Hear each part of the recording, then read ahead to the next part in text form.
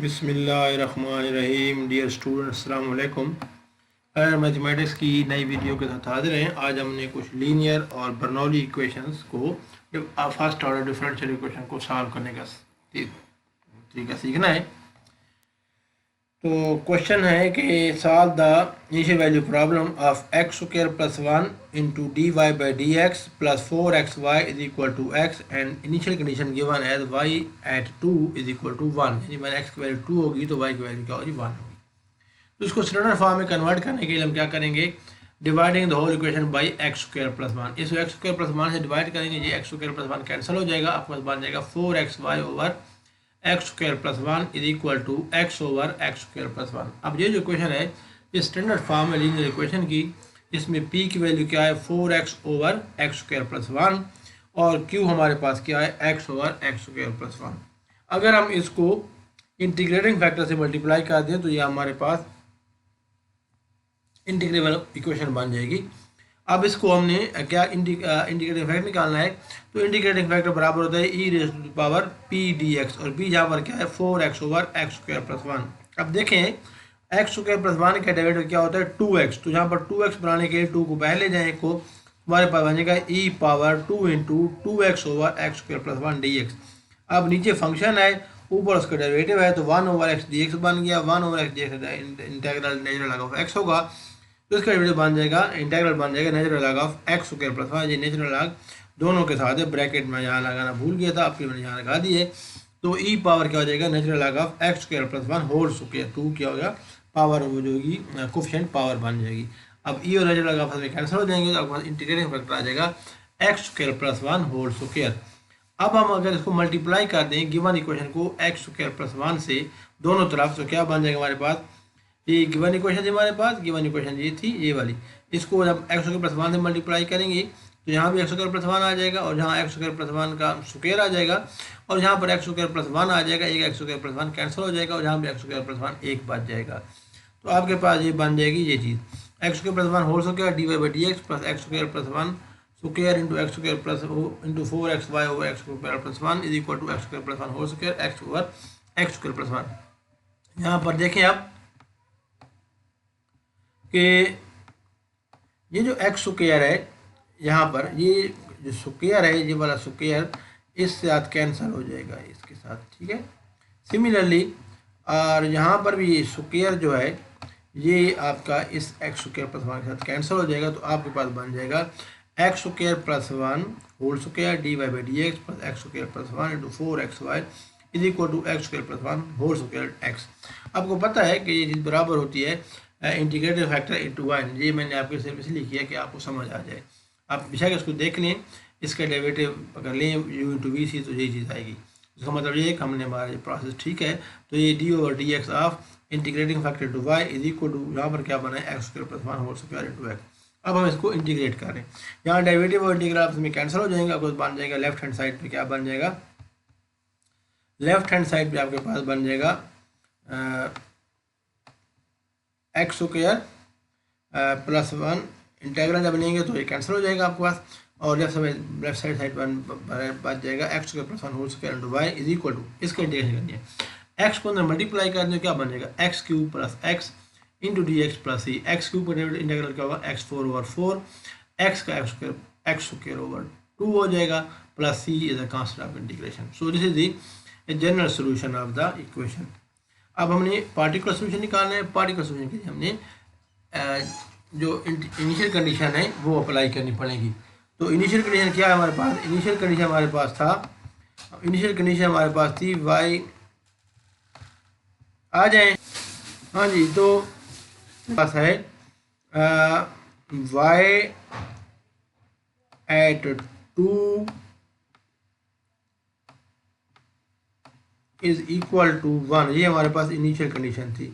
यहाँ पुट करें x जगह 2 पुट करें तो 2 स्क्वायर 4 हो जाएगा, 4 प्लस 1 स्क्वायर इंटू वाई की जगह 1 इंटू 1 हो जाएगा इज इक्वल टू, यहाँ पर 2 पावर 4 16 और 4 और 2 स्क्वायर 4 होगा, 4 ओवर 2 प्लस सी।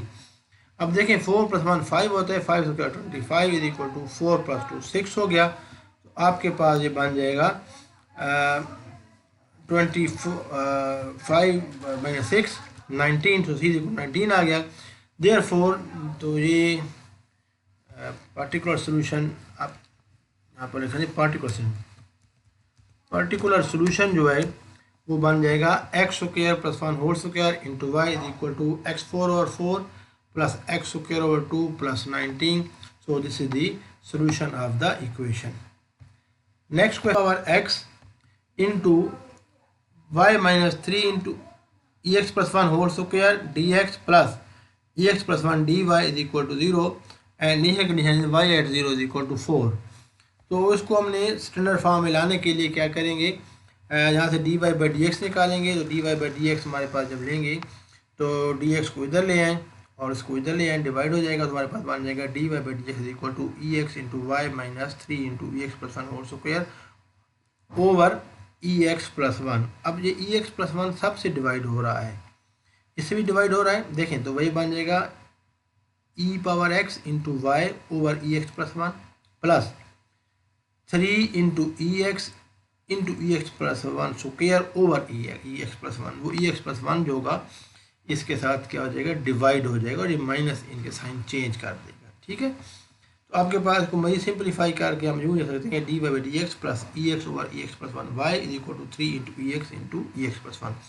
ये हमारे पास फिर वही लीनियर इक्वेशन बन गई है. पी हमारे पास है e x over e x plus 1 और क्यू हमारे पास है 3 इंटू ई एक्स प्लस 1.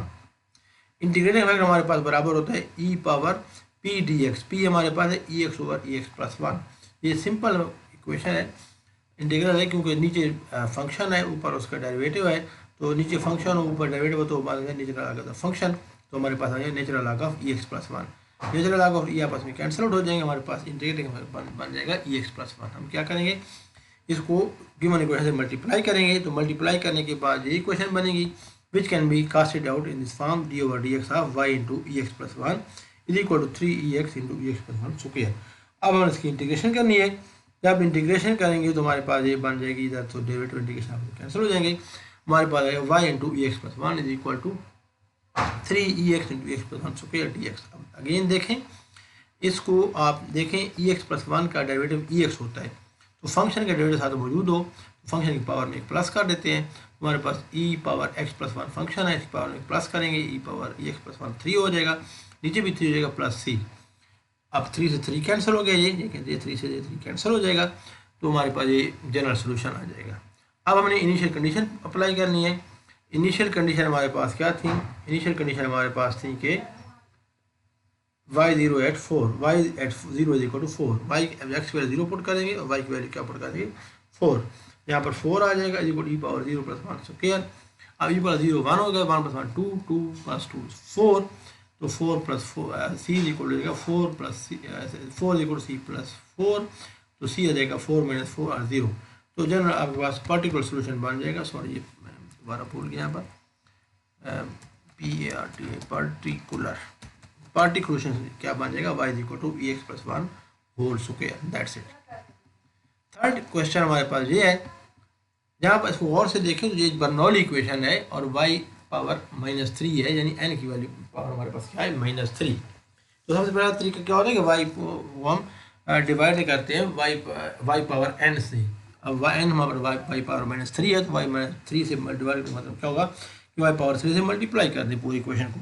तो ये बन जाएगा y3 into d y by d x plus y4 into over 2x is equal to x.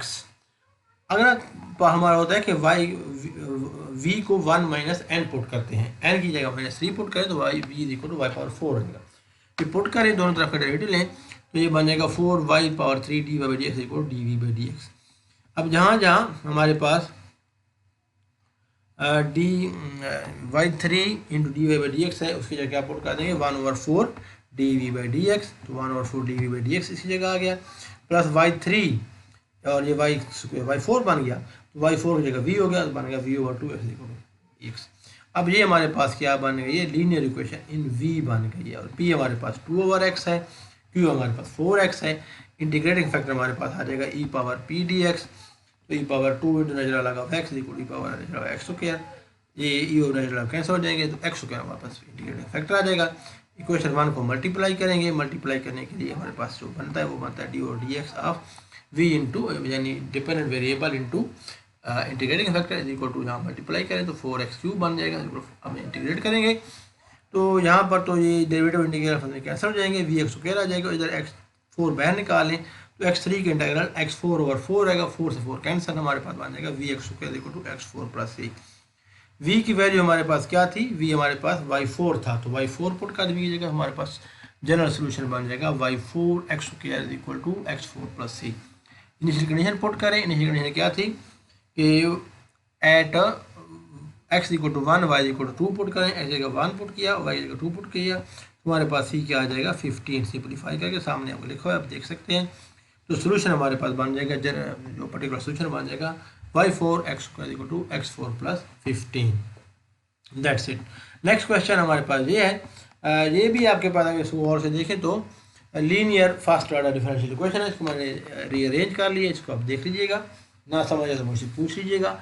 Integrating factor हमारे पास बन जाएगा e⁻p dx, p हमारे पास ये है, ये नीचे फंक्शन है, ऊपर इसका डेरिवेटिव है, हमारे पास बन जाएगा e power natural log of 2x + x², की नेचुरल ऑफ कैंसिल हो गए, हमारे पास आ जाएगा 2x + x², जैसे हम x कॉमन लेके 2 + x अंदर ले लेंगे, इसे मल्टीप्लाई करें तो हमारे पास बन जाएगा d/dx of y into integrating factor, ये y into integrating factor is equal to 1 + 3x² आ जाएगा, क्योंकि हमारे पास नीचे यही चीज़ है, इसे कैंसिल हो जाएगी, हमारे पास 1 + 3x² बन जाएगा। ठीक है, ये देखें हमारे पास ये चीज़ है, इसे मल्टीप्लाई करें, ये कैंसिल हो जाएगी, तो ये 1 + 3x² बच जाएगा हमारे पास। तो इसको इंटीग्रेट करें लेफ्ट हैंड साइड पे, तो इंटीग्रेशन और डिफरेंशियल यहाँ पर कैंसिल हो जाएगी, हमारे पास बन जाएगी ये चीज़। इसको इंटीग्रेट करना है, 1 के इंटीग्रल x हो गया, x क्या का x3/3, वो 3 वाला नीचे वाला 3 से कैंसिल हो जाएगा, हमारे पास बन जाएगा x + x3 + c। अब इनिशियल कंडीशन पुट करें, x की जगह -1 और y की जगह 1 पुट करें, तो आपके पास ये चीज़ ये बन जाएगी। c की वैल्यू हम कैलकुलेट कर लेंगे, c की वैल्यू हमारे पास आ जाएगी 1, तो ये 1 की वैल्यू यहाँ पुट करें इनिशियल कंडीशन में और जनरल सोल्यूशन में, तो हमारे पास पार्टिकुलर सोल्यूशन आ जाएगा x into 2 + x, y is equal to x + x3 + 1, क्योंकि c की वैल्यू 1 आ गई है, या हम लिख सकते हैं y is equal to x + x³ + 1 over x into 2 + x, and that's the answer of the question. Next question है d/dx - 2xy is equal to 1।